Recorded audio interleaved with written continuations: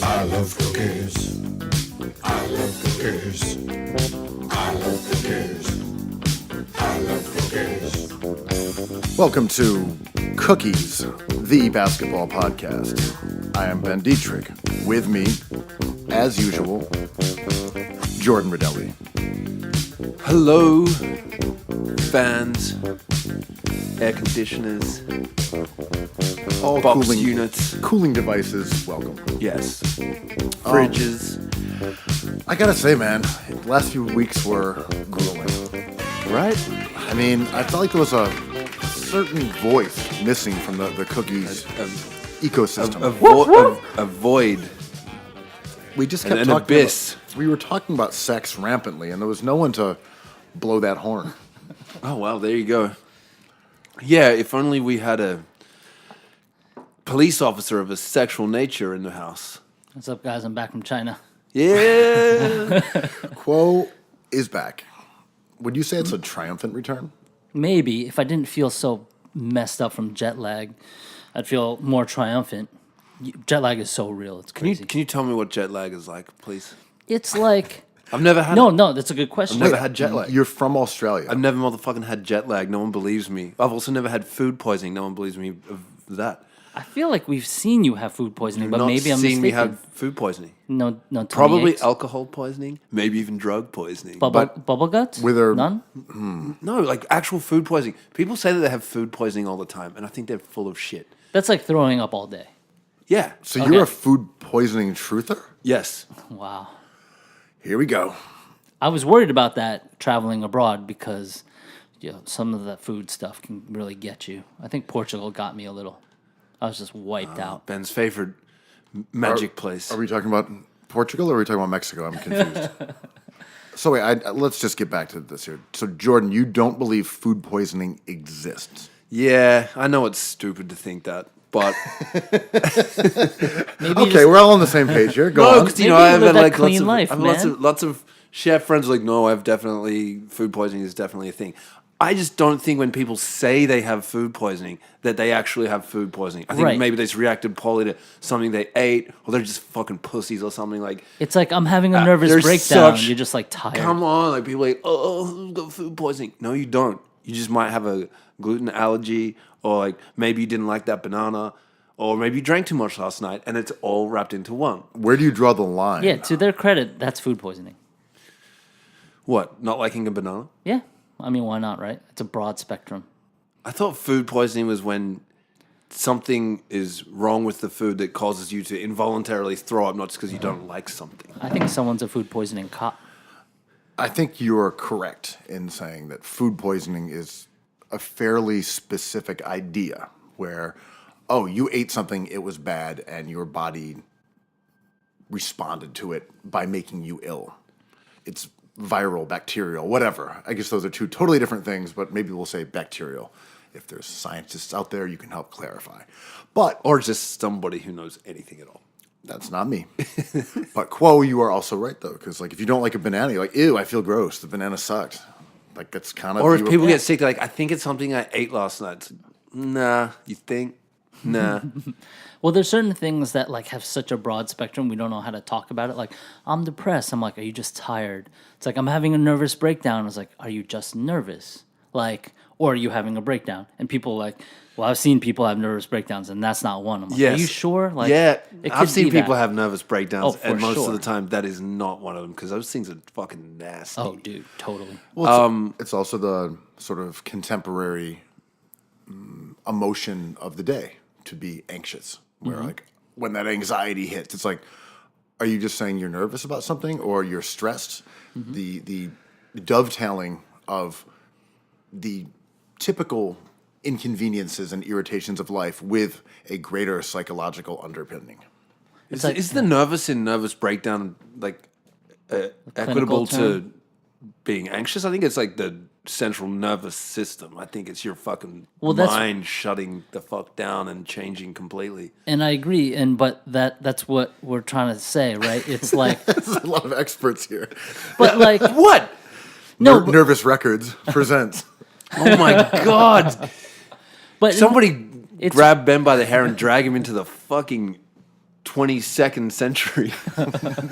Oh, is that where you're operating right Yes. now? Where food poisoning has been eliminated. Yeah. It is whatever someone says it is, right? I think that's what the era we're in. It's like, I was food poisoned. I'm like, I guess you were. You know, like, I'm not going to Okay, so argue you're that. not actually jet lagged. You're just saying that because you're a little tie-tie. No, Got him. because Got him. because I say I'm jet lagged, I am jet lagged. So you could be jet lagged if you wanted to be. It just doesn't matter. So Jordan took a Uber pool over here and he's jet lagged from the route. You could be. I mean, who am I to like challenge him on that? Right? Just some guy like, no, sitting you across aren't. the table with a bunch of his own thoughts and ideas. Yeah, Jordan's jet lagged as shit this morning. So You notice he was in a totally different time Yo, zone. he wasn't jet lagged at 11, but by 4 a.m. he was kind of jet lagged. yeah. I think he was on, I don't know, Greenwich Mean Time. Yeah, we went to a different bar, and all of a sudden the traveling really got to him. I mean, does it work though? Like, yeah, I took the train to get here. It was kind of bad, so it took me another like hour and 20 minutes to get here. So I'm beat. Oh, you're Dude, that happens to me every day. That's what I mean. I wasn't you're jet lagged. I jet-lagged. had food poisoning from that Budweiser. I caught a bad one. Yeah. Could have bad buds. I mean, we're just beating around the bush that all transportation is time travel. Like, Oh, if we it- want to get into time travel truthing. I took off from Taipei and ended up in New York ahead of time. It was really weird. But then I lost 12 hours on the way there. How did you use that future time that you had on the plane? I told our interns to blog something on our Twitter account. I sat down and I was like, you guys better post something right now before you fall asleep. And then when you caught up to time, did it cease to exist? It's like the post never happened. It's as if some other administrator intern deleted it. Did Ben tell you what happened while you were away? He let one of the interns out of their cage, and they got No. out the front door and made it halfway down the hall before I was coming in as they were leaving. And I sort of, Did you lure them back with like the promise well, of no, food? they tried to Eurostep me, so I tripped them over, and then we You don't fall for that shit anymore. no. No, we would have lost an intern if not for Jordan's quick thinking and even quicker reflexes. Yes, That's good. I defend with my hands by my side. I know not to reach. And it was Follow one the that feet, you not the ball. typically like tie to your arm so that they can't do that. It was my oversight that you allowed the intern to break out of the premises and make a dash for freedom. Shout out to our interns who do a great job. Yeah, Love those especially under the conditions. Yeah, grueling. It's a tough scene. Ben's out here. Ben took away their Siggy's yogurt privileges. He's giving them Chobani all day now. No, that's some low class We're gonna roll that back. sustenance. Well, if they behave, they'll get the good stuff. So Stop running. You get that good shit. make some Donchik memes and we'll see what happens. So Kuo, tell us about your trip. Being that you left cookies in the dust, us struggling in the lurch, and gallivanted around the globe. How was the trip? 4 years ago, I saw so much NBA stuff in China, in Taipei. This year, almost none.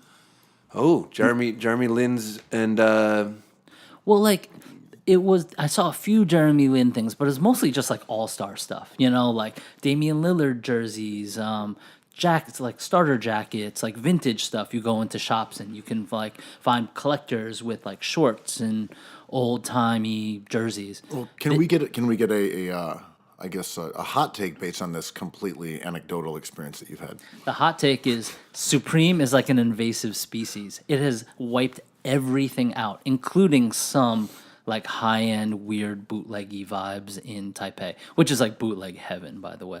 It's half the reason I like to go there.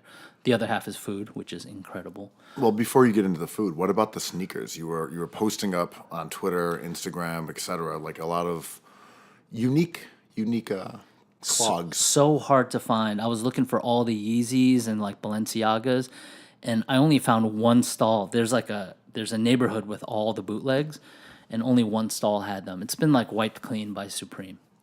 I'm telling you, it's like, what was that like? What fish did they introduce to some like pond ecosystem that just wiped out all so the it's like wildlife? Supreme is like cane toads in Yeah. Australia. It's wild, yeah. Wait, talk to us about cane toads. What are those? They were like some beetles or some shit eating all the Definitely. sugar cane in Queensland, and so they introduced these toads, these frogs, to eat the fucking beetles, which they did, and then they ate everything else, and they spread. They're like all over Australia now. Can you eat these toads? Oh fuck no, they're poisonous as shit. So they have this weird gland behind their eyes on the back of their head. They and shoot then, it? Yeah, and then like if a fox or something like bites down on it, it shoots this insane venom into the mouth, and they die. They're also fucking indestructible. They're huge. What? Indestructible. They can get hit by cars. Like people stab them, burn them. Cane toads. Cane toads. There's an amazingly humorous documentary from maybe 15 years ago about the cane toad in Australia called Cane Toads, and it's amazing. They So it's they innovation. really fucked up. I thought we had already figured out that whole thing of then you introduce cats to get rid of the snakes, then you have to do this to get rid of the cats, like, and that just happened to them. Like, I thought that was something that we were all very aware of, the dangers of introducing species to get rid of another one. I think through the NBA, we found out the people in charge are kind of sometimes not the brightest people on earth. To get rid of magpies, we're going to get Archaeopteryxes and let them loose. Yo, what is that you just said? Archaeopteryxes, What is that? ancient dinosaur birds. Okay, so that's not a very realistic proposition. It could be. Well, to solve Lyme disease, they were going to introduce some rodent to eat all like the little grubs, I think, in wooded areas. Which is, they haven't figured out Lyme disease in like decades. It's wild. So how are you tying this to Supreme is what I want to know. Dude, it's everywhere. So like even like old men making like dumplings on the side of the street are just rocking Supreme because But it's it's all like fake $5. stuff, right? Yeah, it's all fake. None of it's real, as far as I can tell. But why buy the real thing when you can just like? And I was thinking the bootleggers, because that's a whole industry unto himself. They're just like, oh yeah, let's make this thing big because it's just a 1 or 2 color square on whatever blank we have. So I got stony and thought like maybe they have influence onto like the world perception of Supreme. Like do the primary market guys, like the designers at actual Supreme, keep tabs on what the bootleggers are into making? Confirmed, jet lag is real. Yeah, it's a little like dealing with Jordan when he's coming from the dentist. No, but you know what I mean? It's like if bootleggers are that psyched on Supreme, is Supreme psyched or not? Sure.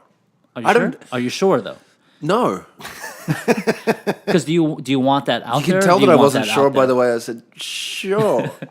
He immediately confronted your sure Yeah. with "Are you sure?" I'm not sure that...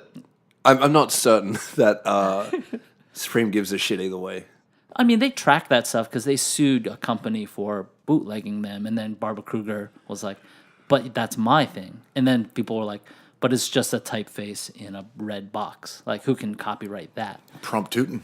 Yeah, Didn't someone in China like actually start a company called Supreme with the same logo? I believe they tried. Or that was in Spain, but it was with Chinese money. I think they're still doing it because for whatever reason, Supreme just hadn't trademarked in Spain. And Supreme like took legal action, and I think the internet thought that was funny. I don't know. I thought it was interesting. That's my takeaway from China. Whatever, guys. You guys hate culture. Okay, really quick. What was your favorite dish that you ate? In this night market in Taipei, there's little coins of tofu covered in Chocolate. pickles and hot peppers, and you eat it out of a plastic bag with like a skewer. Awesome, like 50 cents. So it's like a 50 cents. so like tofu candy, Yeah, a savory tofu candy. savory tofu candy. You know when What were you're- they called? Oh no. I don't know, tofu rings. I don't know. They didn't have a name. It's like it's a stall with like a million different like little appetizers, and you just point to one and they put it in a bag for you and they weigh it. You said the food was delightful. Everything in Taipei is delicious, and it makes me embarrassed of America sometimes that we don't have our games on point that much. Now, my final question about this epic Jason and the Argonauts ass trip. In America, you're generally perceived as a pretty laid-back guy. When you were over there, did you have a type A personality? Were you sitting on that for like 15 days?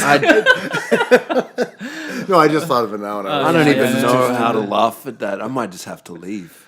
Perfect pod. Thanks. Thanks for coming Subscribe, out. rate. I'm glad you're back, Kuo. Yeah, review the pod. See you guys next time. Dad here is going to go mow his lawns. Jesus Christ. Is this a part of Hocus Pocus? Well, there's an area in Taipei, Taiwan called Beito, and we took a van there. So my whole joke was like, "I'm gonna get in a Beito van." In Taipei. Beito. Beethoven. It's not Taipei. Well, Well, anyway. we crushed that. Great work. Quickly moving on to Jordan's specialty, which is the current cinema state. Oh. Got anything for us? Have you seen guess Us, the number one movie in the nation? You know I've seen Us because you had one of the interns make a meme for me. And my short review of Us is sucks. I don't really need to. I don't even know what to say about that. I also saw it, but go on. It was just the dumbest fucking movie that I've seen in a long time. It was trying so goddamn hard to be smart and allegorical, and none of that shit mattered because there was just really dumb improbabilities in it that I couldn't get past. Like, Aquaman can fucking fly and has like a cool stick that he uses to kill ancient scepter, spear, what? Trident? Trident. Fork. Yeah, fork. He's got a fork. Trident. A pitchfork. A little oyster fork. He sticks in whales and shit. All right, like that thing. Of course, that doesn't really exist, And it's for kids. and it's not meant to exist, and it's For adults. fully mythical. This thing, like, oh god, it drove me on the fucking wall. Wait, you're saying that a magic trident is okay, but you couldn't have a logical leap was too strenuous for you to ford. Yes. Us. Yeah, so in Us, the government created these clones or whatever, who like are Is this spoiler? hanging Is this out- heavy It spoiler is here? a spoiler, a little, but I'll stop him. If you haven't seen it yet, you weren't going to see it anyway. So It just came up. It's been out like a week and a half. I liked it. I think so. I knew Jordan hated it, so I went in kind of like skeptical. But I think I skeptical of the movie or of me. of the movie, but maybe both. But then I started gathering all of Jordan's historic takes on cookies, and I'm like, I see your point. I thought it was a good movie, but does it annoy you that we prop this guy up as like an artist with a capital A, an auteur, and you're like, I mean, it's anti-elitist what you're trying to do, right? Like anti-intellectual, because we celebrate Aquaman and Captain Marvel, which we enjoyed on Cookies on record, but this movie sucked, I thought it was pretty good. It wasn't a masterpiece. He's not like a master storyteller. It's a pretty good movie though. Yeah. And maybe that's my problem is everyone's like, he's a genius. I'm like, he's actually not. He's just a dude. So did Right, you have like, this take okay before movies. going into the movie? I didn't really love Get Out either. I thought it was good. I enjoyed it. I thought it was funny. That's fair. I didn't think it was like the best movie ever fucking made, which seemed to be. I'm swearing a lot today, guys. I'm really sorry. You're good. You're good. It's a train lag. But also, it's like it to me. Us felt like his Magnolia, like super coked out. Even though I'm sure he doesn't do drugs because he seems like a dork. But Did you like his comedy show? yeah, I think he's a good writer. This was just weak. It's like he reached into his like briefcase, pulled out a random script, and threw it at somebody, and they're like, "Yeah, here's $80 million. Go make this thing." And I want to bring up, And it just wasn't- because the preview, Pet Sematary was like the big preview for this, and it's too scary for me, but I remember how scared I was watching the first one. He reminds me more of Stephen King than like Terrence Malick or whatever, or like Sure. Stanley Kubrick. He's like, we always bring up O. Henry, but like he's not I still don't know who this Henry guy is. O. Henry. It's like short story writer, but like very popular. So the critics didn't really give him those accolades because normal people liked his stuff. So Jordan Peele is O. Henry and not Edgar Allan Poe. Is that what you're trying to sell? In a way, yeah, and like Stephen King. You know how like Stephen King doesn't get the literary like props. But I will say you made a good point about our friend Jordan Redaelli here, is that you said he was very negative towards this one in a way that he was not towards Aquaman. That was a good point where it's like Aquaman, secretly good, awesome movie. This one sucks. It's like, does it? Aquaman's not secretly good. It's a very well made and But written is movie. it though? Is Aquaman really better, or are you contextualizing all this to like Aquaman is a popcorn movie? It's supposed to be this. This is No, I supposed to think be smart, so therefore it's Aquaman not. was made by James Wan, who's like a horror fucking genius. Like, he's a great director, and the script was tight. There wasn't. Yeah, but it There's takes, not much. There's not much that was like fallible with the script. With us, you literally have the fucking lead character explain Nothing what's was happening in the fallible with movie like Aquaman? 3 times. But nothing was fallible with Aquaman. Come on, that was They have tridents that spear whales. It's Aquaman. Yeah, Not even like an interesting comic guy. Like he's, I don't know. Okay, If Us was a fantastical movie, a fantasy movie, Magical realist. magical. No, it was the government made some shit, and then they figured out how to buy one glove and sandals. Like, get the fuck out of here. So you hate that premise, but not like they the have no money. king of the These ocean. these tethered people, untethered people, don't have money or income. They eat rabbits, but they were like went and got coordinating. Well, outfits. How does let's not talking do to too many fish- spoilers. But you're talking about an Aquaman, Who talks to fish? and that's you're like this. This I get. This is believable. That I get. Go it. on. He's got Go look at on. that trident. It's a glorious weapon. You can prod an orca. Oh, there's Yeah. Nicole Kidman. Well, it's set in a different world. It's set in a fantasy world. Us is a set kid's in world. the United States of America in real life. But also kind of like a fan. No spoilers. Kind of a fantasy. I was trying to figure out why you hated it so much.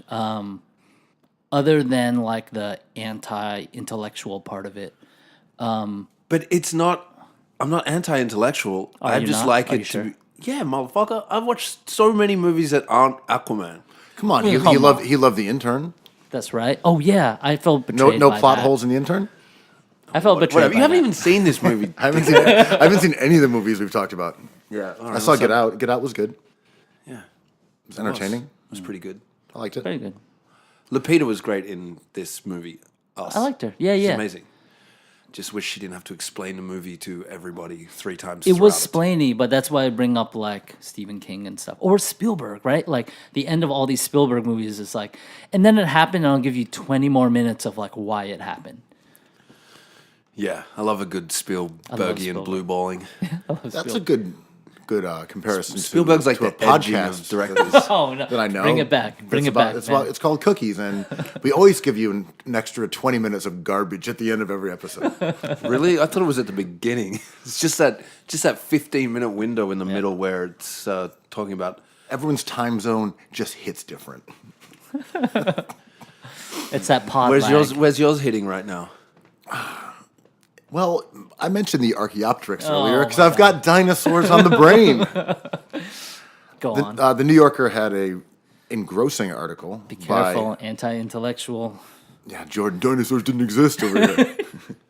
By Douglas Preston, and it's a very long article about the moment in ancient history. Very fair. I mean, ancient doesn't even do it justice. But when the dinosaurs died, and that ties into the theory that we've always If they heard existed. about. Wait, they did you just existed. have that fucking dinosaur bird from reading an article this morning? That's not just something that you had in your knowledge bank? It was in my knowledge bank, but dinosaurs were still on the brain. Okay. There Sure was- you didn't just read about that thing this morning and you There's- just pulled it out like it's... There's not part of your- Archaeopteryx 1 in this article. I can control F right now if you want to look for Archaeopteryxes. What does that I'll do it. Control F? Yeah. Whoop whoop. Be careful. I don't know. Control F, like how you search for things on a computer. Is that how you do it? I'm not Wait. I'm not kidding. Jordan, you have to type have a in a laptop. word? You have a laptop. Some people Kind don't of. have laptops I kind of anymore. do. I have 2, but guess you- neither of them have the what's it called, the battery. Laptops are going to disappear, sort of like dinosaurs. I guess you mostly use a phone, so you can't do Control F. That makes sense. That's what I mean. But I know you make jam, so you must have a laptop. No, I use a tape machine. Oh well, Hey, he doesn't yo. know what Control F I is. don't- I honestly don't. Digital divide right here. So it just pulls up like a window or... Here, look. Come here. Okay. Come here. Look. Control F. It's right there. See? Oh, shit. See, little thing. Great radio, guys. Archaeopteryx does not show up. no Archaeopteryxes. So anyway, this New Yorker article is about the exact moment when the dinosaurs were killed by a giant meteor, asteroid, whatever it was.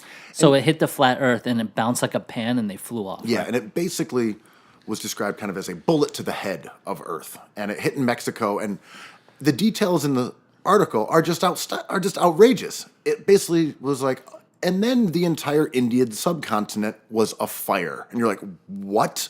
It killed 99.99999% of life on Earth. Instantly.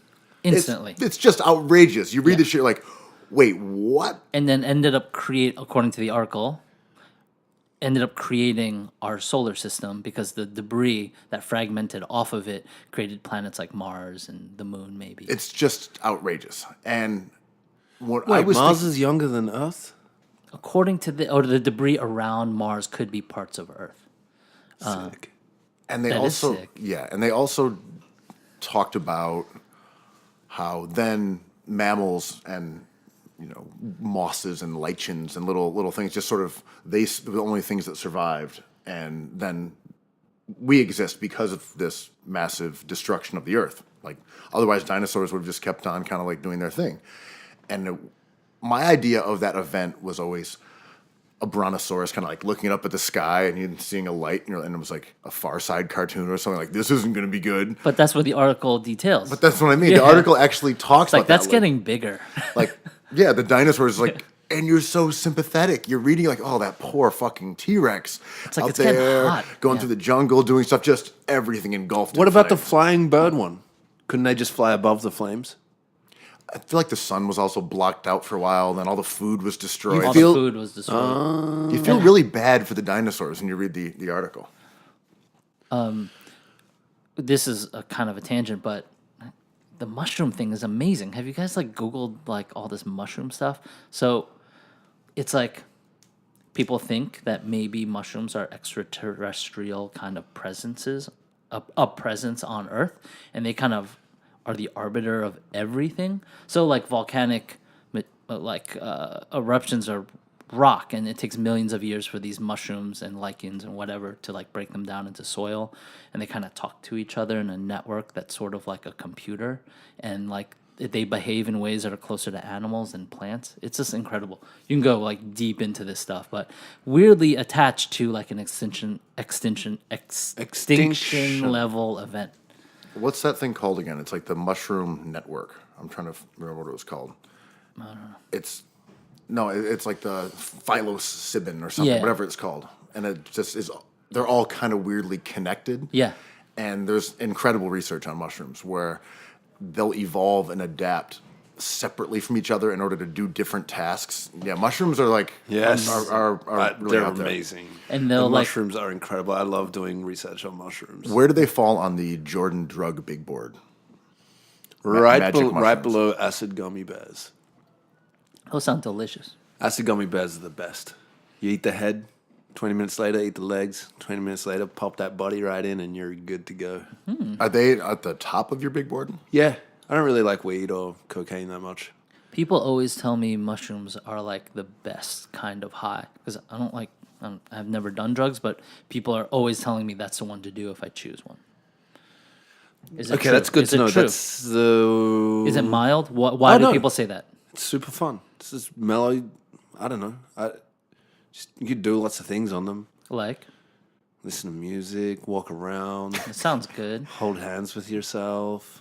Oh, I think we should slip him a Mickey in his fancy Ginger- tea one of these ginger days. tea. Just a little Little mushy, a little mushy in there. Yeah. I don't know. Anyway, the segue I was going to blunder into following this dinosaur conversation, which the article is really fascinating and should be read by all, was that Very long. I was thinking about how does this tie to basketball? As you do. I've I've got a feeling there's a few people out there thinking the same goddamn thing. A few, maybe. Hopefully. To me, I was trying to figure out what have been those meteor asteroid moments in recent NBA history that have changed the game in ways that we might not have realized at the time. We didn't have like this bomb drop and the whole game changed. But maybe in retrospect, we could pinpoint those. It's hard to observe, right? The article is interesting because he's presenting an idea like is an observable moment where this happened, which was unable. We couldn't prove that before his find, but maybe we're observing it, but it's hard, so we're like framing it in different ways. So the one that popped up in my mind to take this to hoops was that the legalization of the zone defense may have been the asteroid hitting the NBA in terms of what it did to change the game until what we see today. And without that, it never would have happened. Because what that did was it changed the way that they played in the 80s and early 90s, which was you would spread the floor and your center had to be out of the paint. And that would let an ISO player like MJ just attack the rim over and over and over. And as he would go, everyone would just sort of collapse into the lane to try to double team him. And then that evolved into later the Thibodeau defense, which was pack the paint. And then to respond to that, we got the current spread out offense where everybody can shoot. So anyway, that was what struck me as a potential like asteroid hitting, was getting rid of zone D. Well, I fell asleep for a second, but fair enough. My reaction to that when you mentioned that this morning was maybe the idea of the asteroid is different than the asteroid itself. So maybe D'Antoni was like, here's an idea of an extinction level event that will change everything, but there's no asteroid yet. So we can't see it until an asteroid comes. But I'm telling you, it's possible. And then when the Golden State Warriors got the certain personnel, we saw the asteroid hit. But the idea of it existed before. So the Stegosaurus was like, if there's an asteroid, we're done for. And then when it came, it's like, fucking Steph and Clay. This is really annoying. And Steve Kerr. That Stegosaurus is like, man, that asteroid's got such nice blue eyes. My other asteroid, Oh, Unethical. another eyes. one, unethical eyes. The other asteroid theory was that LeBron's decision reshaped the league in a way that we didn't anticipate when it occurred. Because he took so much abuse that you almost viewed it as like, wow, people aren't going to do that. Like people are going to learn from what LeBron did, and in this very player-oriented, three guys determining their own fate, as Didn't opposed Shaq to do that from Orlando to LA? teams had left via free agency, or excuse me, But players had left. that was seismic, right? Maybe, but that was just also fell under like what you can do in free agency. But guys operating almost independently of GMs and ownership to build their own team was not something we had really seen. But I would say the effect of that is still not certain because we see a little bit of pushback, right? Like LeBron won and it worked for a few years, but it's not a trend. Like it sort of is policing itself. But Durant doesn't go to Golden State without the decision. I don't think. Are you sure? I mean, I'm not sure at all. yeah. I mean, so that would be extinction previous to this article. I'm just mostly thinking about the way that everyone is down to sort of leave their team to join another team, and it's all at the player's discretion. And maybe we want to go asteroid hunting here. It could be the NBA changing the rules on how long contracts can be. You're talking about a slow ice age as opposed to an asteroid. Maybe I'm talking about climate change. You are talking about climate change. We're talking about like an event, which I think is just, if we wanted to identify it, would be Clay and Steph and Steve Kerr. That is the most I can think of. The hiring of Steve Kerr and the replacement of Mark Jackson. Yeah. The Bible Yeah. booted in the modern world. Right. I mean, of Kerr Steve just Kerr. being like, oh, Mike D'Antoni's ideas are right, and we have two guys that can execute at a high level unethically. Let's just do it unethically. Well, that mind exercise I enjoyed. Thank you for partaking in that nonsense. I have Oh, yes. What do you got? a soothsayer take. It's my end of the world prophecy. Go on. Go off. Dallas gets the first pick, and they take Zion, and so the Knicks gave up KP to make room for Zion and/or another major star. And it could not happen to a less ethical organization. Exactly. That's fine, though. I think the Knicks understood that risk. But Ja's a really good player. And if they don't get Ja, like, Barrett kind of like didn't look great all this right, week, big he's- board. Yeah, Hold yeah, on, yeah. hold Stay on. tuned for the KBB next Okay, week. okay. Well, Zion is out of the tournament Out of And here. He's got to rest up for next year for the his season. for his Mavericks debut. So last night, the hated, detestable One and done bus one and factory. done bus factory, coached by a incredibly overrated individual, Coach K. Too many close games this month, man. What is he doing? I gotta say, and this is ISO not everything. this is not sheer Coach K hatred, which I do possess. It's fun. He looks like an old candle. He's really gross. I can't look at him. He got outcoached the last 3 games, and badly. In the tournament, they did not give the ball to Zion late in games, Self-inflicted wounds. and they got incredibly lucky the other teams missed layups at the buzzer, or they would have lost in the second round. Like, we can talk about Barrett not being as good as he's supposed to be, all this stuff. He was I don't used care. wrong. Coach K was outsmarted and outwitted every turn by Izzo and by Buzz Aldrin. Yeah, I was Lightyear. Aldridge, Lightyear, Buzz Lightyear, Buzz Kill, BuzzFeed. your favorite. But no, they should have lost in the second round. And he had all this high level talent. But anyway, on to Zion here. Did we learn anything about his game that would make you skeptical of him as a pro prospect over the course of the tournament? I thought less so. I had more doubts about him before the tournament. This guy's good. He's awesome. He shot better than Cam and RJ from 3. He's a beast. And the knock on him is like, where is he going to play in the pros? Is he going to be a 4 or a 5? Because he can't play the 3. I don't care. The dude is awesome. You'll make it work. He's a smart player. He's going to be so much fun. If he ends up in either New York, Atlanta, imagine if he ends up in Phoenix. That's going to be a fun team. Let's be a little cynical here for a second. Oh, first time ever. First time for everything. Is he in for a world of hurt if he ends up going to the Knicks? Are they going to just use him completely wrong and he'll be... I'm skeptical that the Knicks will figure out how to use a uniquely weird player. I feel like they're almost better getting someone like John Morant, and they're like, oh, we know what to do. A ball dominant ISO heavy guy who attacks the basket and kicks it out. He's basically Dennis Smith Jr. but better. That's a fair point, man, because I've been really happy with the Knicks for their overall scheme and really disappointed in the coaching. Like, it took them this long to start Mitchell Robinson. What are you doing? And you look at what the Knicks have done in terms of philosophy, it's a warning flag.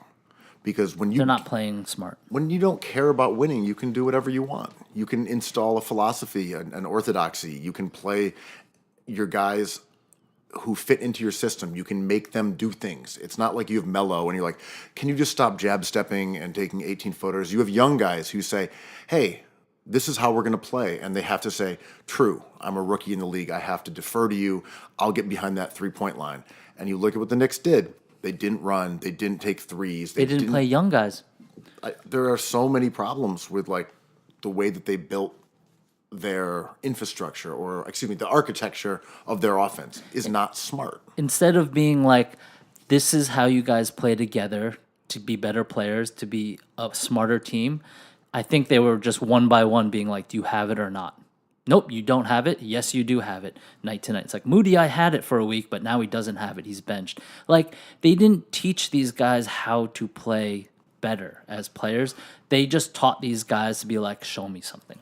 This is like, is Fizdale just like he's too friendly with everyone? Like he comes and wants to be buddy with his players and not get on them. Is that the problem, or is he just not good at coaching the? It's hard to tell, man. The basketball. He's not dumb.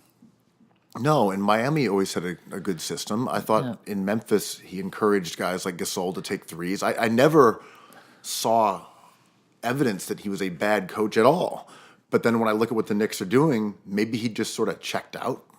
That's always a possibility in New York because It's like, my job here is kind of PR. It's to encourage these guys and give them a chance, kind of work with the media. We got Dolan, who knows what he wants. I don't really know I don't even know what he was trying to do with this season. It's hard to tell. And as we found out this week, there was a lot going on in that organization that we didn't know about. But I think it's hard for him to like handle all these things. And like, I would never downplay that. As a fan looking at it, you're like, just compartmentalize. But when you're in the moment in the job, I'm sure it's really challenging to have a boss like James Dolan. So, well, without tipping the hand on the big board here, what did you see about, other than the fact that Zion can make some threes? What did you see about him that you said this guy is going to be a superstar in the NBA? Well, like I think it's funny because we dissect these young players right before they get drafted. And as soon as they get drafted, we just like, do they have it or not? And we can dissect all these players, even pro-level players, this way. I always start with like the top guys being perfect. And then as you see them, you kind of knock them down and be like, oh, he doesn't possess this skill or he doesn't possess that skill. Zion has few weaknesses for the kind of player he is. Like, obviously, we don't expect him to create that much or, like, handle the ball, but we want him to play defense and show versatility. He has done that, man. I think there's a lot of people to knock on him was his size. Like, he was massive, but he had, like, a relatively poor wingspan for someone his size, and that would affect rebounding and defense, but it just doesn't. His defensive instincts and his weak side help defense, his timing, His closeout speed is crazy. Everything. And he will get checked in the NBA just because players are bigger. But he has a reasonable, observable basketball IQ. Like if he has a career like Paul Millsap, like awesome, right? Like that's a really great career. And he kind of reminds me physically of a player like Paul Millsap. Also skill-wise, if you just looked at numbers, like he's that prototype. I mean, if you look back at old, like young Barkley footage, that's the one that really jumps out to me. Larry Johnson is one that, to me, seems like a reasonable comparison before his back got, turned into a broken xylophone. When he was at UNLV, he was jumping out of the building. At the risk of comparing people who just look like everybody, I just compare every forward to Keith Van Horn. I'm like, he's Keith Van Horn. If he's going to be good. Barkley in the sense that they're undersized at their position, but both ridiculously both thick, athletic. Though. Keith didn't have that thickness. And honestly, it's a lot of what I'm saying is like defense and rebounding ability, and the way in which they do it. Well, I think he just resembles Keith Van Horn physically, and that's right. why you're so enticed by that comparison. That's right. With Zion, I do think where he goes will make a really, really big difference in how he just fares early in his career after seeing the way that unique players like Ben Simmons or Giannis have really needed environments that benefit them. Oh, Jason Kidd, Giannis was a disaster. Exactly. And my theory operating right now is that shooting is now overrated. Because shooting is so easy to find at every position, you don't necessarily need to have it from one guy. It does make that guy difficult to play off the ball, but in Zion's case, if you have a guy who is uniquely talented, are you pulling, Jordan, what's happening over there? Time my shoe. Anyway, I was going to say, Ben Simmons doesn't work with another non-shooter. Giannis doesn't work with another non-shooter. I think there's going to be problems fitting Zion with another non-shooter. Right. You're only allowed one of those handicaps. So if you say, how will he fit in on the Knicks alongside Mitchell Robinson? My answer is, I don't know how that works. Oh, it's really weird and probably not as optimal because Mitchell Robinson's a traditional rim runner. So like Zion at the 4 is kind of on the Knicks, like not the perfect landing spot for him at all. That's what I mean. He's a unique guy, and unless he develops a 3-point shot, which he might do. Not bad. No, he's shot like 33% or something. Do you know where he'd fit best? Dallas with KP at the 5. He absolutely would. He would work. And Doncic. You got shooters in. For sure. I mean, they just have good players, but like maybe not KP because Like, I no, mean- but KP's awesome with him. A stretch five is like stretch five and then perfect. opens a lane for Zion to go to work, baby. I feel like at this point, if you can't shoot, you need a stretch five. It is difficult to put together a good offense without at least someone who can spread the floor like LaMarcus Aldridge, Embiid. You don't need to drill threes, but you need to actually shoot from 18 feet. I'm not even sure we're describing him right because it doesn't seem like he has a weakness stretching, right? Like he is not a unitasker. He's a multitasker. So he doesn't fall into the role, I mean, with great players like Ben Simmons, he can kind of do more than Ben Simmons in a way, right? I think he'll be better at scoring by himself. That you can ISO him and Different he can skill attack. set for sure. Also, Zion is not a great passer. We've He seen. doesn't have to be, right? KP No. is not a great passer. I'm saying with Zion, we've seen him make some really spectacular passes off the dribble, on fast breaks, where he's found people in traffic with long bounce passes. He clearly is capable of seeing the floor and delivering the ball with coordination, etc. But he does only average like 2.8 assists per 100 possessions or something. Yeah. Like he's not a passer in the way that Ben Simmons or Lonzo or some Jason Kidd, some other non-shooters. I mean, Duke's not built that way. Yeah. Let's wait till he gets to the big boys league and then see how his passing. I mean, fares. I'm in on Zion. I'm just concerned about his landing place. Dallas, good. Knicks might be disappointing. I mean, is there a top prospect that would work on the Knicks? Like the doubts exist with every top prospect here. John Morant maybe, but they've never really had a ball dominant point guard. I mean, at this point, when you look at organizations like the Knicks, I think they're just fucked no matter what.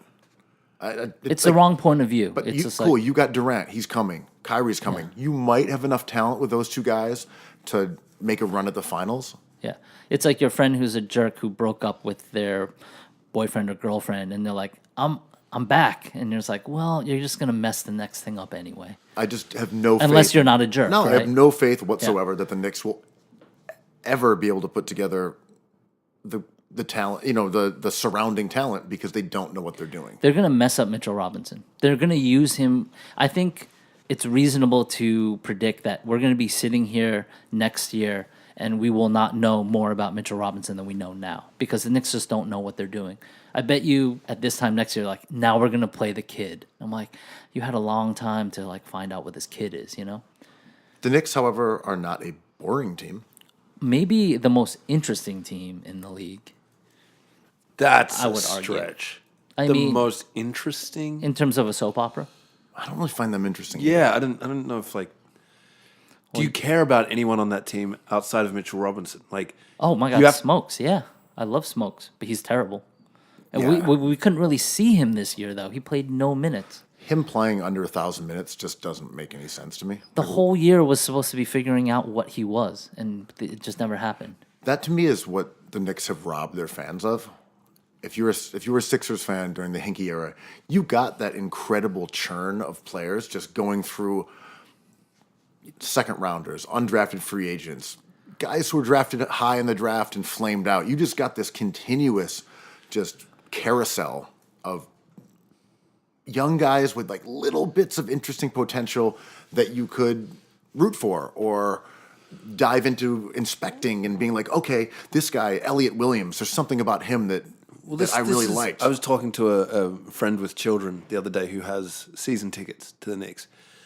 And his main complaint about going to games was that it doesn't matter that they don't have a superstar. His kids still wanted to root for somebody. They wanted to have somebody's jersey. And there was no one for anyone to really hold on to because they were playing different dudes, like at different times of the year, in different positions, different lineups. Like there was no like idea of like a team or identity for his children to hold on to or to support. Well, that's what we Moutier, like. I'm saying like Moutier, okay, he's a big part of this team, and Vonleh, and then they're not. Like, Well- are they coming back? Why aren't they playing him? Well, that's what I want. So I want to see all these guys. I don't want them to just hammer Trey Burke on us. Like I wanted to see a mix. So I think the painful part, like you just got to look away if you can't stomach it. It's like this season was not going to be about rooting for. It's not going to be about selling. Is that what he jerseys. should tell his children? Quo, just look away if you can't stomach it, you little bitches. Well, if stomaching things poorly existed, which we figured out it doesn't. No, it does not. No such thing as But this was a blank spot. poisoning. Like that's a self-inflicted wound on a fan. I mean, just like this season was going to be gross. Yeah, my thing is it wasn't gross enough. I agree. I fully agree. It should have been grosser. We should have had answers at this point. We have if you're not gonna many. if you're gonna be the worst team in basketball, why are you screwing around with and as DeAndre cancer Jordan. even being on the roster? Why did Wesley Matthews suit up at all? Like, what are you guys doing? DeAndre Jordan was playing 35 minutes a game at some point. It's like, Really bizarre. I don't get it. And like, I don't get how they use Kevin Knox either. It's like, stop letting him take dumb shots. Like, make him more ethical. and I agree. And the one thing that always irks me a little bit is fans being like, well, they're tanking. It's good. It's smart that they're doing these things. I'm like, no, it's not. They have no talent. They're going to lose anyway. Losing stupidly is actually probably, I'm serious, sorry. Losing smartly is more likely to make them lose anyhow. Right. Like, we saw that They're with not the good Nets. at smart things. Right. Make them do them, though. Like, when the brain trust changed in Brooklyn, like, they were bad, but they still played smart. Atlanta, bad, but play smart. Coach Bud, like, so yeah, the question I'm isn't. talking about Lloyd Pierce. Oh, Lloyd Pierce, right. I mean, the coaching prospects was going to be like Fizz or Bud, right? And we were like, oh, they chose the right one. But I'm like, similar to your Zion question, I'm like, I'm not sure Coach Bud would thrive here anyway. Right. Well, not right now. I don't think. Can any coach thrive here? I don't know how it works because if Coach Bud's like, here's how we're going to do it, and then you have Allen Houston and Mills and Jimbo. not Jim, but the other guy in the mix there, Perry? Perry, and you have those guys who have a certain outlook, they might say, no, that's not how we think things should be done. Which seems to be what's been happening. Like, that seems to be the case. Well, what teams are boring you, Quo? What don't you want to? You've been away for 3 weeks, 2 weeks. What team never crossed your mind? Oh my God. It's like my least favorite teams are like the ones that are always in the playoffs that aren't bad enough or aren't good enough, like the Pacers. Who wants to see the Pacers and Pistons for real, though? Jordan, are you going to sit here and take this Pacers slander after a month ago you declared that this show is Sabonis shockingly with a low huge on game. Pacers content? Yes. Good call. No, I'm on Quo's team. Fuck the Pacers. Like, whatever. Oladipo's Home- fun. Yeah, but he's fine. The he's worm out. has turned. I mean, I've never once. I don't know where you're pulling this. You pulled this Pacers shit out your ass. Well, remember that time you asked us Nope. to talk about the Pacers, and we were just like, well, they're not that interesting, but let's do it.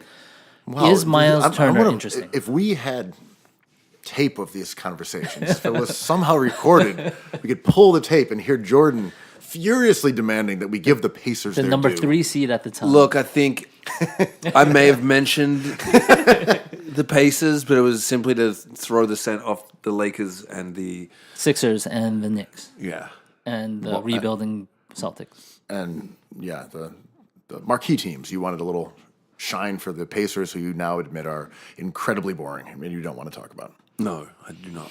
Like, Well, I mean, this was all I really wanted to Well get played. into. It's like, let's just get the Pacers name out there.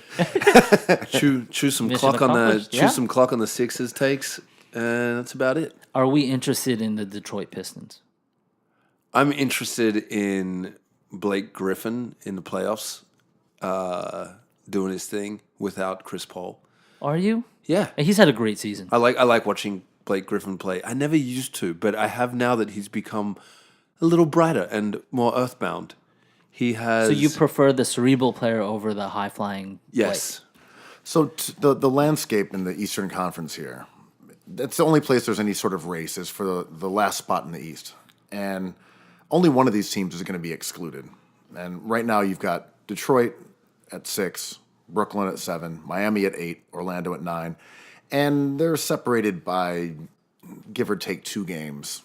So, or maybe 1.5. They're all in position to One of them's out. what exactly? They're all in position to get in there, and one of them is going to be the unlucky team excluded. I want Brooklyn in there. Okay, let's Super go. Let's fun. go. Let's see who's in. Detroit. I'm going to assume you're in on that. Where are you, Quo? I'm not interested. I'm in on Detroit. Reggie Jackson. The Reggie Jackson stand has logged on. What about that team is interesting to you? I like Blake. Blake's pretty good. Blake just like hangs like 50 points on teams every now and then.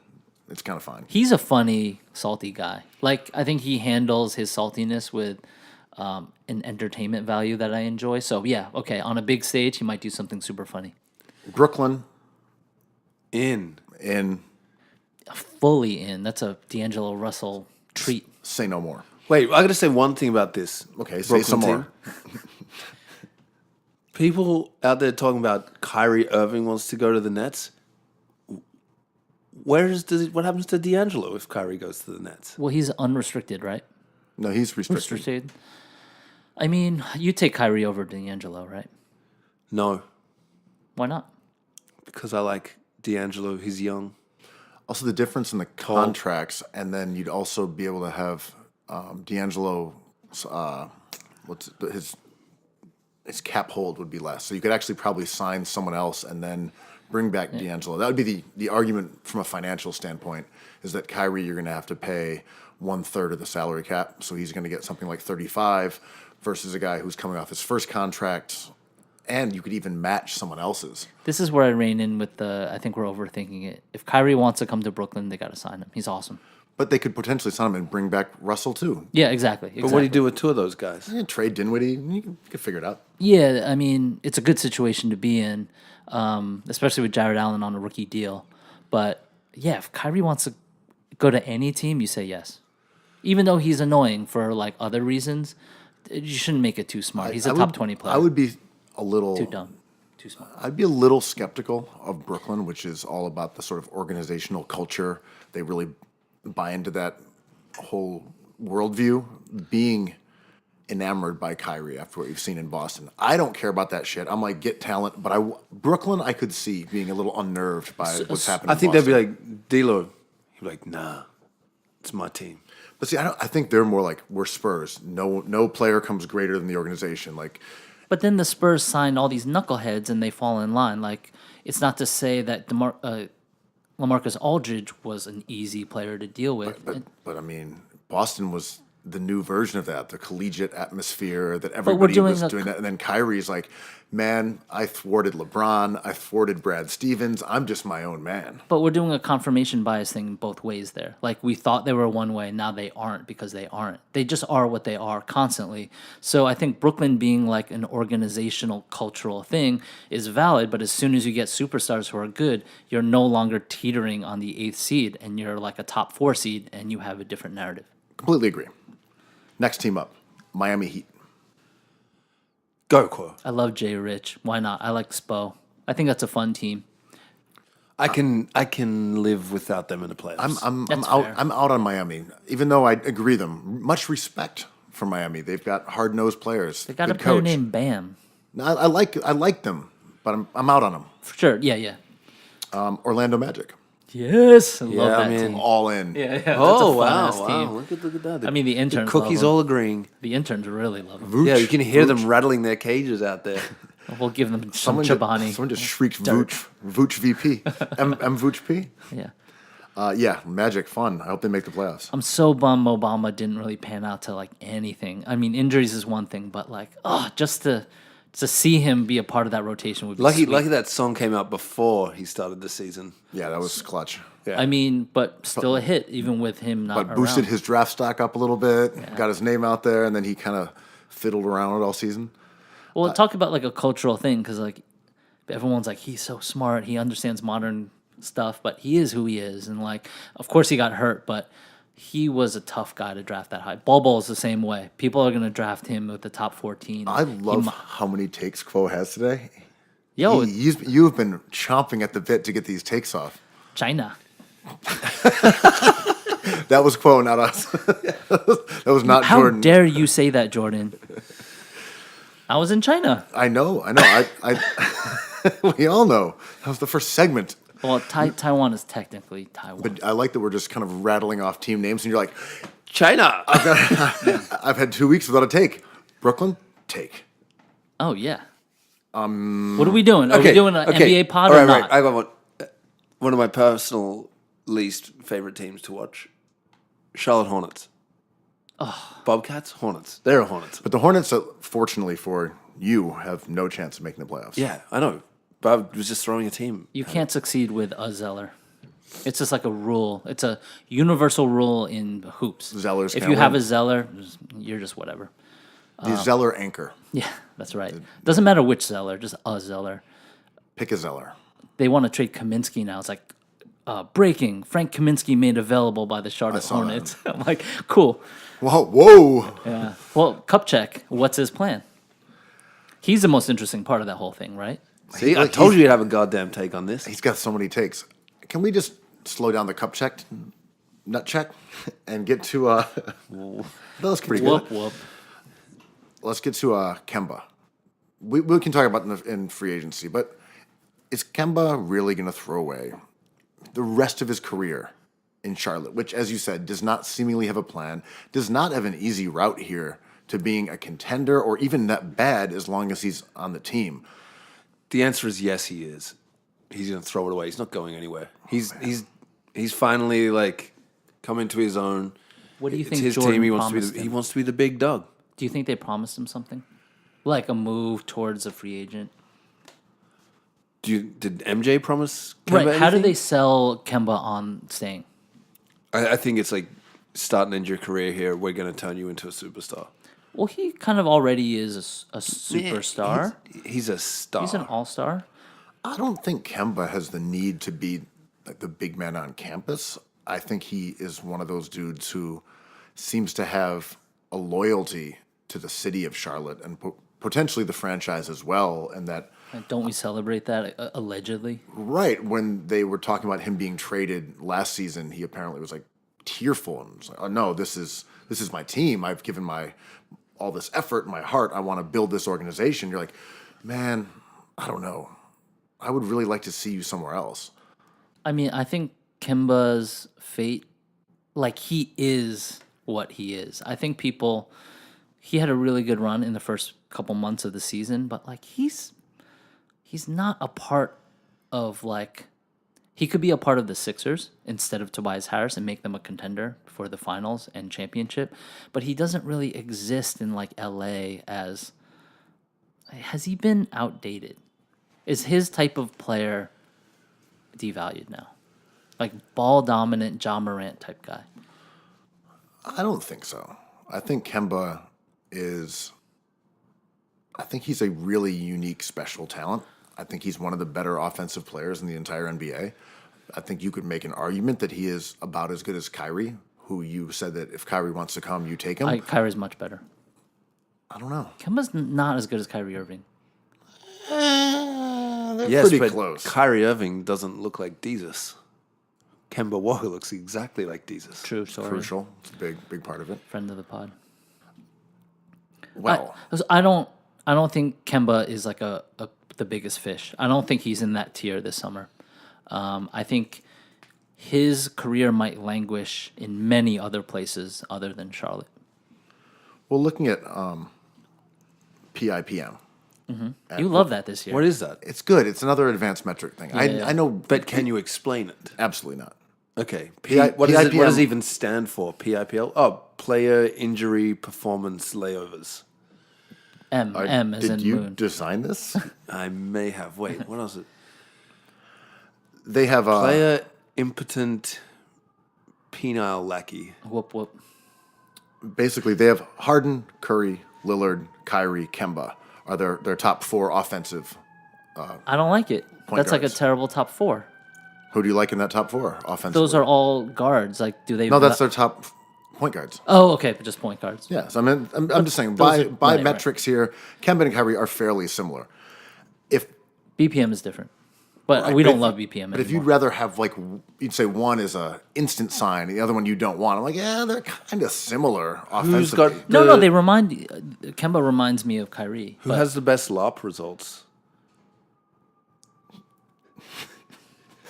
Well, Kemba likes to dress up as a knight, Yes. and Kyrie's LARPer shares have gone down since he stepped away from his sorcery gatherings.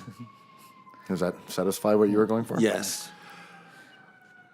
Speaking of flattened objects, it was close. It was close. You should have busted that out with the dinosaurs, dude.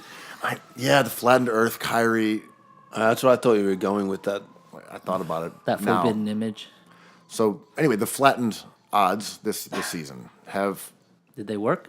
Did they work? So just for a little bit of background, the NBA decided that tanking was a real issue, mostly in the wake of Sam Hinkie and the Sixers, and a few years in which the social media outcry, more or less, about teams intentionally losing.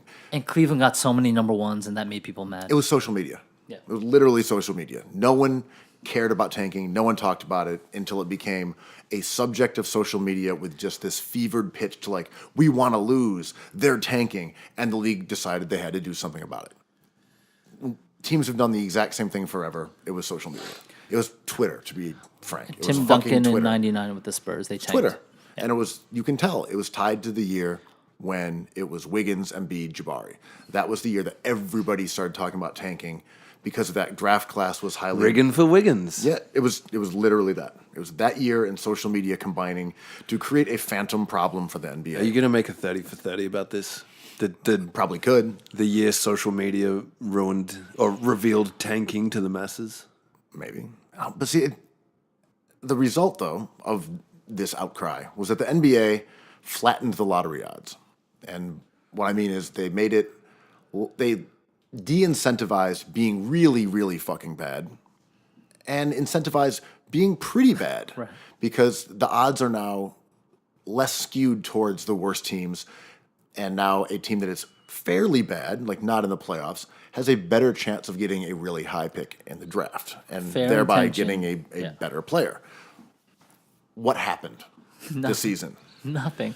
It was a fair thought, but it was not an effective one, right? Because even if you have flattened odds to 14% at the number one, you're going to take 14%. Like, you want to be in that discussion. So you have teams like the Knicks and like the Suns just like not caring. It's like whatever flattened odds are still better than your odds. Like, odds don't work that way, right? Being like, we don't like those flattened odds, so we're going to try to be good. It's Well, like, the thing is, you now have four teams all battling for the same odds, which is great. well, But you know what I mean? Like they're all trying to be as bad as one another because there's four terrible spots. Yes, but they're all different. So 1, 2, 3, 4. I believe the Knicks' worst probability is 5. They cannot get a 6, 7, or 8, and then the second pick can get a 6 pick. So that's actually huge seeding. So it guarantees the Knicks getting a top player, So that guarantees the Knicks getting the 5th pick, essentially. which is good because there's 5 good. No, players. but I mean that's the pick that they're going to get because it's the Knicks. Not probably, but maybe vibe-wise. I think it could be argued that the flattened odds made tanking worse. Because, to your point, if you're losing, you might as well lose all the way. There's no, okay, we'll win a couple games here, even as our competitors are losing rampantly, just because the odds aren't as big of a deal. Teams are like, well, look, we have one focus here. We're trying to be bad. We're trying to lose. And I think you can see Phoenix won a couple games late. The Knicks have won here and there. So maybe there isn't as dramatic losing within those tiers.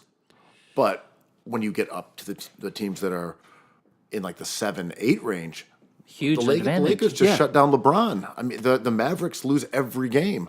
Those teams, if they can lose more than the ones around them, they're going to get like a 35% chance at a top 3 pick. The Lakers have a huge opportunity to get into the top, like, third of the draft, and they inexplicably beat the Pelicans, who were supposed to be the team they were chasing, but now it's probably not going to happen. And you see, it's exactly what we predicted, right? Well, not we as in Cookies, but everybody. It's like, it's not going to change the top, and this is going to make the middle more interesting and make tanking even more relevant in the middle. Well, the other thing is, with the way it used to be, teams that knew that their season was a wash before it began could, shadow tank all the way through the season. But now, with those middle teams getting more opportunity, you can have a team like the Lakers play through the All-Star break or play past the All-Star break, and then when it seems improbable, they completely switch their whole season around. That's the weird thing. And it's going to do numbers on people who don't really want to think about probability that much, because the Lakers won't get a top pick and they'll be like, oh, we should just totally tank next year. It's just like it's a way we perceive that thing. If the Lakers do get a top pick, they'll be like, we played this like geniuses. And it's like not how it works. There was also this perception about tanking when you'd see a team who had a really terrible record, and they're like, they're tanking. If we de-incentivize it, then they'll win more games. And it's like, well, they're losing because they're really, really shitty. Right. You know, the Knicks don't have an option to win more games. They've won one of their last 9. The NBA is the most predictive sport. The Knicks are 2.5 games worse than any other team in the league. They have 14 wins. They had no other options to win games this year. I disagree a little with that, because I'm psyched what they did, because they had certain players that were not good but can beat like bad teams like Phoenix, like Cantor and Hardaway. They had certain guys that were good enough to net them like 2 or 3 wins, and they bailed on them. So I'm happy they did that. Like Right Courtney now- Lee never played, and Courtney Lee's kind of an okay player. They're all right. We talked about this before the year. I said Yeah. the Knicks were going to be the worst team in basketball, and you said no. So here we are. But they sat the guys. I got the receipts. results. But they sat guys, and I'm happy for that, because As I said, worst team in basketball, Kuo said, no way, man. I didn't think they were going to sit Cantor. You drafted Cantor in fantasy thinking he was going to play. Yeah, I thought they were so bad they would actually play Cantor big minutes. But they would have won with Cantor, because he no produces way. wins. No, he doesn't. He produces points that beats terrible teams. He's not going to beat like an okay team like Indiana. They played him and they still lost tons and No, tons they of games. didn't play him. They benched him. That was the whole thing. That's why he's All not right, a good all right, fantasy all right. player. Anyway, right now you've got Dallas, Memphis, New Orleans, and Washington all within 1 game of each other. And that's 6 through 9. And the odds there can shift between 37 and 23%. So if you are one of those teams, that's getting pretty close to like a third of the league. It is like a third of the league tanking. I think it's safe to say at the next CBA, we should rethink the lottery and we should rethink playoff seeding. I think those things have produced a product that we love, but it's time to just change them because they don't work anymore. There's been some talk lately. I saw Zach Lowe had wrote about, why do we still have divisions? There's been talk about why don't we get rid of conferences? And there's a conceit that the NBA playoffs aren't quite enough of a meritocracy, that occasionally you have good teams that are left out of it and bad teams that make it, and there should be a solution. And now whether that solution is strictly based on merit, it doesn't matter. Best record, let's scrap all divisions. Let's scrap all conferences, and it's just one pool of all the teams, 1 through 16, that's who's in. Do we support a rejiggered playoff system? It's a tough word. Oh, me? Yes. I think that would be nice. Change it up a little bit. No, but wait, someone else got to say something. What do you mean? This is your take. Okay, yes. That's my take. Why not? Why wouldn't you just have the 16 best teams? Just for a change. No, just because they have the best records. They deserve it. But it's not a balanced schedule, so it's gets more complicated than that. Yeah, you know right? what? Life is complicated. Okay. There you go. No, but come on. Why is it conferences and divisions? It really doesn't matter. Does it open a can of worms in which you have to make everyone play the same schedule? It's not balanced right now, so you would have to reschedule the whole thing, and with traveling, it gets complicated. I don't really care about the This traveling thing thing anymore. is bullshit, man. There's fucking planes. Just build a super fast train. Just have an NBA train tracks. In NBA teams- 2, we'll have our own trains. Players and teams play worse after traveling. It's just rest is a thing. I think. I agree. Have you seen the fucking trains that have beds in them?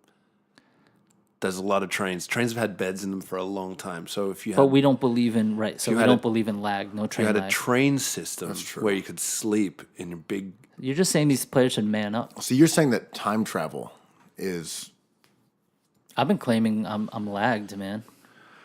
to me, if you're going to change up the entire system, you have to then say, to your point, okay, we're getting rid of all these things. We just have 30 teams, and you're going to play each team twice, 3 times. other teams 3 times. Whatever, you might. It would be literally 3, but maybe it's going to be 2.5 and a couple. But it'll be randomly generated throughout all these 30 teams, and we'll take the top 16. The problem there is that, conceivably, you would get rid of rivalries. You wouldn't have a New York versus Indiana, a Philly versus Boston, Lakers versus Sacramento or Portland. Toronto versus Boston. None of these. You wouldn't have any of them. Even the sort of lightweight ones, Boston versus the Wizards or something. You just wouldn't have them because the odds of you facing the same team in the playoffs 2 years in a row would be half as likely. Cool. I'm for that. But logistically, it will never happen because I think the owners all have to agree to it. And like the middling East teams would never agree to it. But the solution, I think, and I'm not the one to invent this, but You didn't invent the train? the sleeping train. Yeah. Is that because you think he's been riding bullet trains around? He has been. To China. So, and maybe actually I've not heard this written about, but I think the top half of the teams in each conference should be able to pick their opponent. Top half -1 because you're stuck with 2 at the end. But I think the Golden State Warriors should be able to pick who they play. And this only happens when like a team, I think there was 1 year Tim Duncan was hurt and the Spurs were the 8th seed and then he got healthy for the playoffs. And I was like, the top team should be able to pick not to play them. I'm completely in favor of that. Super fun. I And like you, it because otherwise it doesn't make sense. You can have Where- an unveiling. It would be super But especially entertaining. because, as we were talking about, teams aren't necessarily playing fair down the stretch, and they're not at full strength. So, okay, we're going to rest our guys, and we're going to lose a couple games because we don't really mind. So now we're the 3 seed instead of the 2, and I agree. And I think it would be incredible television if Yeah. there's the playoff draft, Yeah. and it's like, okay, we're going to go cut now to Steph Curry or Kerr or whoever you'd have make this announcement, and like Draymond. It'd have to be Draymond. Draymond, Yeah. whoever. It's like, all right, I'm going to go out there and say it. And he's like, in the first round, the Golden State Warriors will play the Oklahoma City Thunder, and everyone would be like, oh, and then Right. and then you get Super fun. Or he's like, bring on Harden. We Paul- want Harden now. Exactly. Paul George Super would be fun. on Twitter, Yeah. like, you want it, you got it. Yeah, it would be amazing. It really would. Every round you do that again until you get to. See, I don't like that. That's too big of an advantage for the. But then the you top team. create a false bracket. So you can't have it both ways. I like that. I think that's your start bracket. I don't like it if you can keep doing it because what if an injury happens? It's like too. But that's big, why. But it's too big of an advantage for the best team. Sure, because but- they're already best. Right. They And- already always go to the finals. And it'll police itself. Like you won't get a situation where Toronto's like, we want to play the Sixers. Like people are avoiding good teams. Right. The reseed is just a huge benefit though because like okay, Chris Paul just got hurt and you're like okay, we'll take the other one. You're like oh, you have an even easier route that like. But I think it should benefit the winner, and with the higher seed, it puts value on wins in the regular season, which I love. Honestly, it's not perfect, agreed, but it's better than creating a wonky bracket. I don't mind a wonky bracket. Yeah. I'd bring on the wonky bracket. Sure. But I do like the idea of a public spectacle. But wonky brackets just send like Indiana to the finals. Like we don't want that. Yeah, that's what I'm like concerned about. But the other alternative is to go Baroque. Instead of Go saying for broke. instead of the laissez-faire approach here of everyone's in one big thing and it's all egalitarian, what if you go the exact opposite? And it's like we're going to set up artificial constructs to make it really annoying and to like eliminate good teams via red tape essentially. And that might be fun. What if you really said we're doubling down, tripling down, quadrupling down on divisions?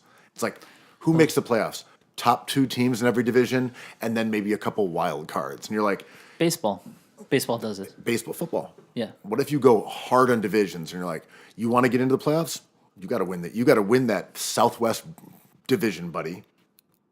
And you might get hung out in the cold. You could be a really good team, and if you're the third best in the conference, but you're third best in your division, you know what I'm saying? If you're not good enough to be the wild card, like you could have a team like say OKC on the verge conceptually of like not making the playoffs. And I can get with that because it's just you shift the drama, sort of like flattening odds. You shift the drama to the middle of the draft and the draft seeding. And this way you're shifting the drama to the conferences or the divisions because as a simulation, it doesn't really matter that all the best teams are in. Maybe some of the best teams get left out, and that's the drama of The it. thing is, the NBA lets in like 53% of its teams in the postseason. So that it's fundamentally not going to be as interesting as the NFL or Well, NFL's a large portion of the league too. The baseball thing is like I guess the NFL keeps adding people and stuff, and so did baseball. Yeah. Because it makes sense for TV rights to have as many teams in as possible, Yeah. but it does lessen the drama. Yes. If you said, okay, 3 divisions, we're going to have 1, 2, 3, and a wild card from every conference, and that's it, it would be a bloodbath right now. Yeah. Instead, we're like, all right, one of these mediocre teams from the East is not going to make the playoffs. And if they're not even going to be a 500 team. And if we combine both leagues into the best records, it's going to even be more boring. Like this week is just going to be dull, more dull than it is now, which is pretty dull. Where Tim Frazier's playing like 50 minutes. Like I think divisions might be fun. I mean, it can. There's different ways to do this, and they really have to rethink it. And it wouldn't really like sacrifice any like entertainment value if they just got rid of the draft lottery and got rid of the seeding structure. Fair enough. Free agents and draft lottery, just free agents. Every player's a free agent. I'm all in for the lottery being a free agents. I'm just for chaos in general. What about for NBA 2? All the teams that don't make the playoffs, there's one spot left open for the playoffs. And all the teams that don't make the playoffs play a mini tournament. You're going to run into a Bill Simmons problem here because he's been advocating this for years. Okay, well, Quickly Bill adjust it. Simmons probably didn't have this solution in mind. So there's a mini tournament and then there's a championship game. The winner goes into the playoffs, but the runner-up gets better lottery odds. So you're playing.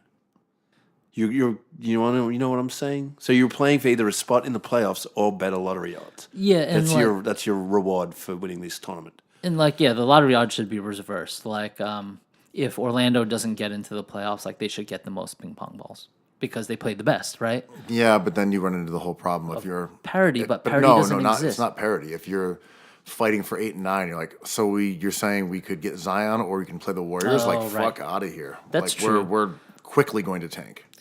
The lottery sucks. And to Jordan's point, that would be fun, but how do you deal with players who don't want to play free games?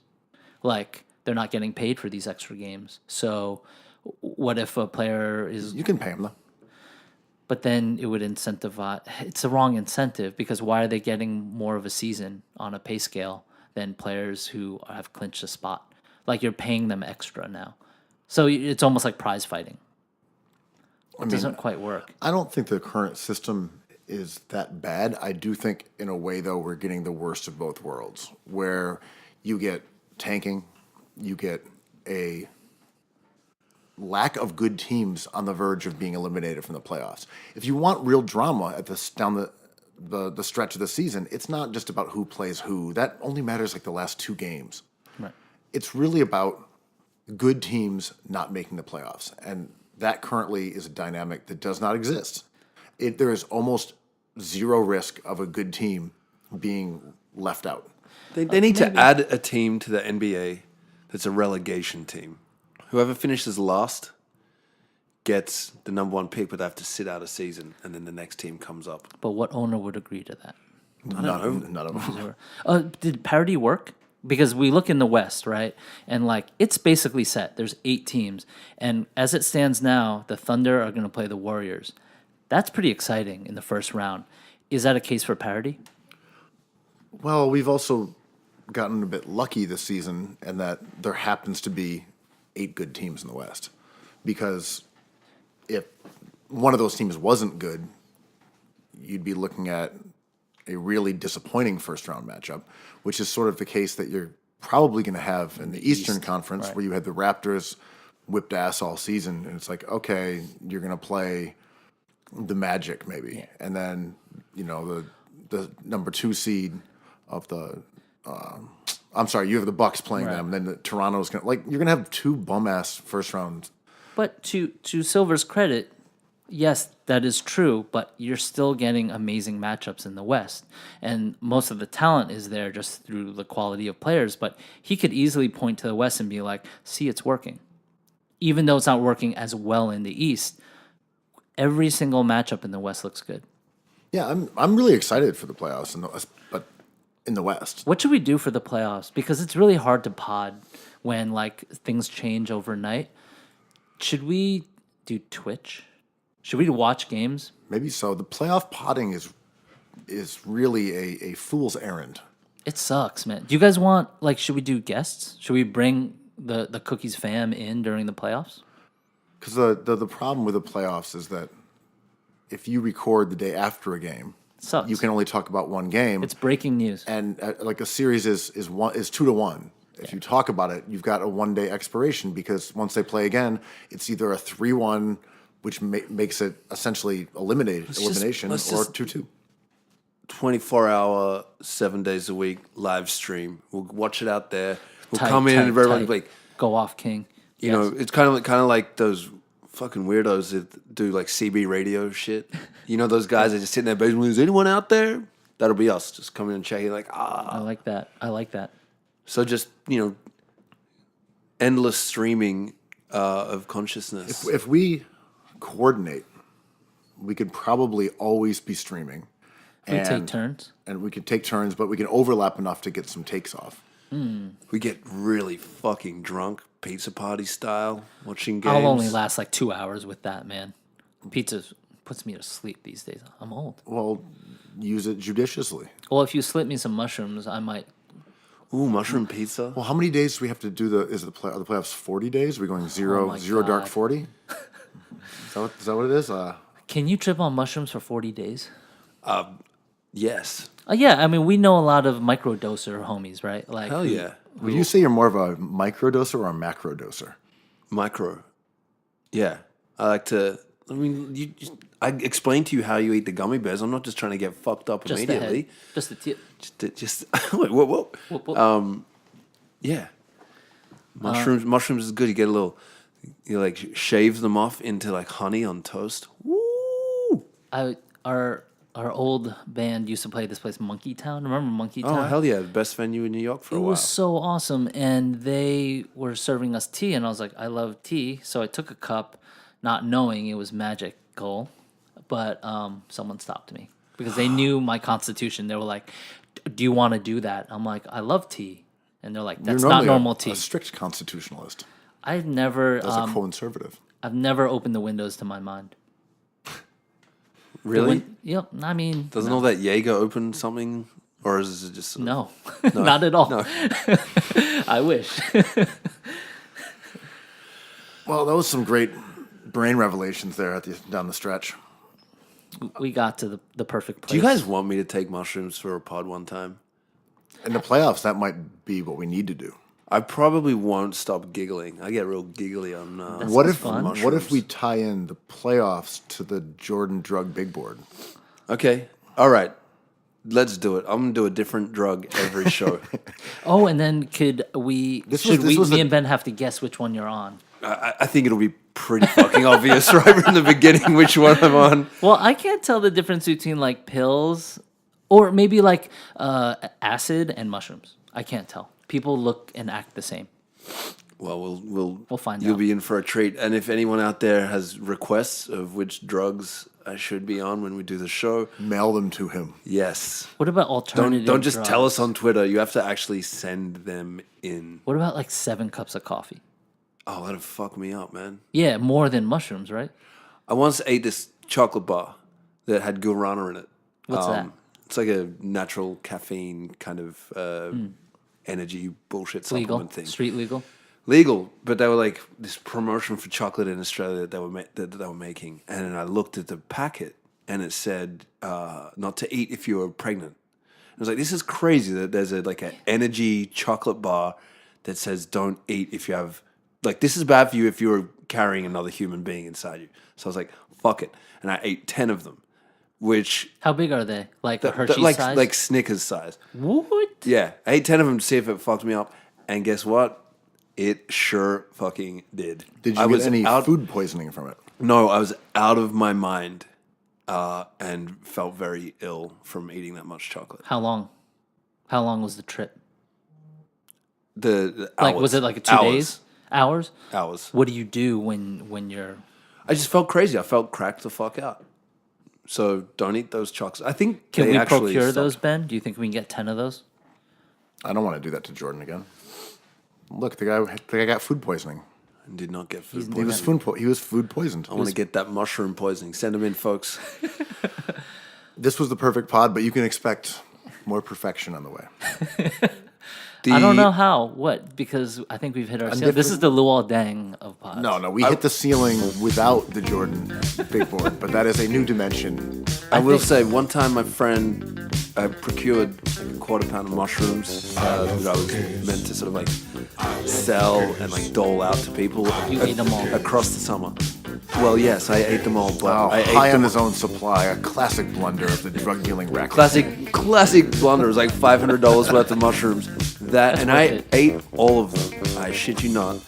During the playoffs. For one, What year? oh, this was like probably Jordan? like 7-8 years ago. Oh, so it's No, it was like LeBron Lakers. stuff. It was like the Lakers. Oh. Those little Lakers Pau runs. Gasol? Pau Gasol. Oh, years. Pau Gasol's championship team. Yeah, so I would just sit at home and just chew on mushrooms and just watch every game. Appreciating one of the greatest Robins in NBA history, Kobe Bryant. Yeah. He would be nothing without Lamar Odom. Or Andrew Bynum. I know. Coke. Perfect. Pod. Perfect. Cookies. Pod. Cookies. Perfect.